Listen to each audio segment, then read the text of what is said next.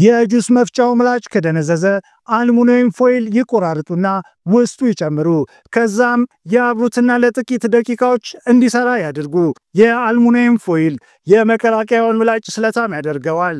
እናም የሚፈልጉትን ማንኛውንም ነገር ቢፈጩ የበለጠ ውጤታማ ያደርገዋል። ከአንድ ብርጭቆ ወደ ሌላ ሳይደፋፉ መገልበጥ ከፈለጉ ማንኪያ ይጠቀሙ።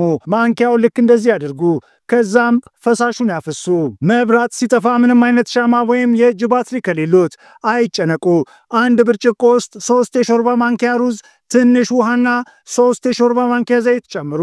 የጆሮ ማጽጃ በመቁረጥ መሃል ላይ ያስቀምጡ።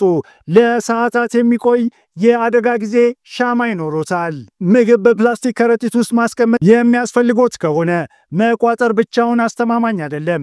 ምክንያቱም ይህ ሙሉ በሙሉ ስለማይዘጋው ምግቡን ለእርጥበትና ለነፍሳት ይጋለጣል። ደህንነቱ በተጠበቀ ሁኔታና በብቃት ለማስቀመጥ የፕላስቲክ ጠርሙስ ይውሰዱና ክዳኑ ያለበትን ጫፍ ይቁረጡ። ከዛም ጠርዙን ለስላሳ ለማድረግ የሞቀ ካውያ ላይ ተጫኑት። የፕላስቲክ ከረጢቱን አፍ በጠርሙሱ አንገት በኩል ያሳልፉ። ከዛም በክዳኑ ይክደኑት። በዚህ መንገድ ምግቦ ሙሉ በሙሉ የታሸገና ደህንነቱ የተጠበቀ ይሆናል።